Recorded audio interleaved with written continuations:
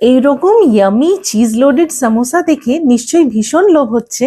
আর এগুলো কলকাতায় একমাত্র তোমরা পাবে পণ্ডিতজি চায় সামোসাতে। আমি চলে গেছিলাম ওনাদের কালী কাপুর আউটলেটে, যেখানে তোমরা পেয়ে যাবে more than 10 varieties of unique samosas. Cheese corn samosa, mushroom cheese samosa, butter paneer masala samosa বা বেক বিন সামোসা।